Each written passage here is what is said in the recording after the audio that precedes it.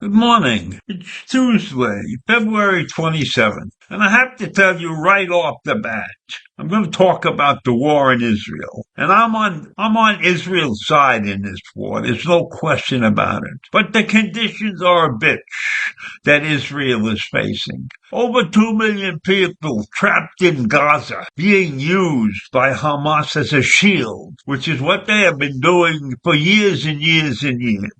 And the war has dragged on, and many have accused Israel of overdoing it, so to speak. And what are they supposed to do? Are they supposed to sit down and take it easy while all the nations around them are firing rockets into their presence? Are they supposed to kowtow to the rest of the world and listen to those who are not ever faced a situation like this?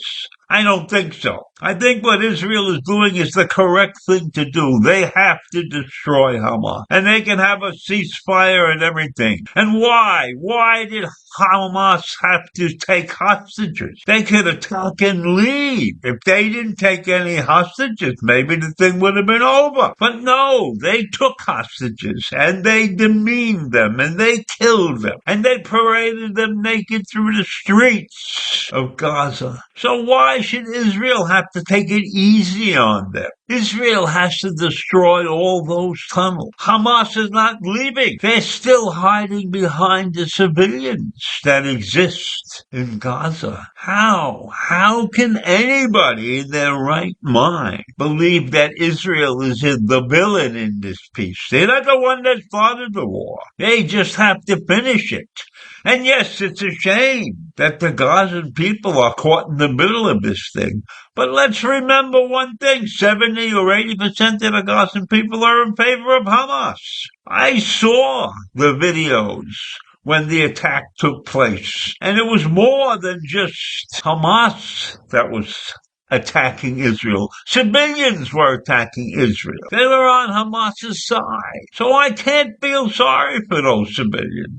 No way can I feel sorry for the civilians there. And yes, it's a terrible thing. But meanwhile, Israel military has submitted a plan to the war cabinet for evacuating the population of Gaza from areas of fighting and warning that an offensive on the southern city of Rafah will take place soon. So they've stepped to the plate. They have sent out messages, told people to get out of the way. And it's too bad that those people have no place to go. And they should have been thinking about this a long time ago, the minute that Hamas took over this country in 2006 or so. So I have no feelings of sorrow for the people of Gaza, because I believe they brought 99% of this on themselves. They allowed Hamas to use their home and to dig tunnels that came up in the middle of their apartments. They were with Hamas 100%. They stayed behind. They had opportunities to leave that country. How many people who lived in Gaza attempted to leave? I don't know. But there wasn't any kind of mass exodus. And yes, I recognize the fact that that's difficult for a poor person to do, to pack up and leave his location. And probably not a very well-educated person either. The schools in Gaza leave a lot to be desired. Anyhow, the Israeli military has submitted a plan to the war cabinet for evacuating the population of Gaza from areas of fighting amid warnings that an offensive in the southern city of Rafah will take place soon. And fears are growing in Gaza and across the international community over Israel's planned offensive in the crammed city. Now that's straight out of the article that I was reading. And that crammed city is trapped because Egypt refuses to let the Gazans come to their country to be safe. So the Gazans, with over 1 million civilians trapped, have no place to escape to. And several of their leaders, the Palestinian Authority Prime Minister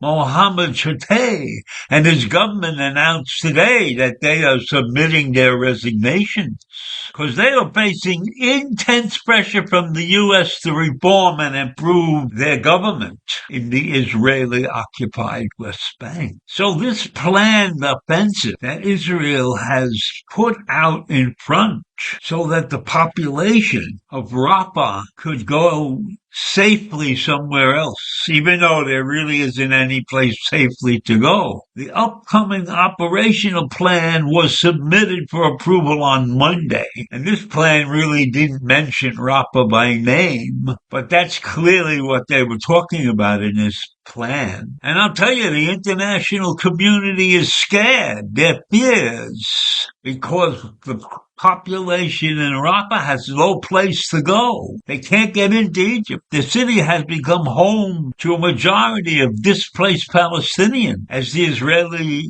military advanced through their nation, whatever that is.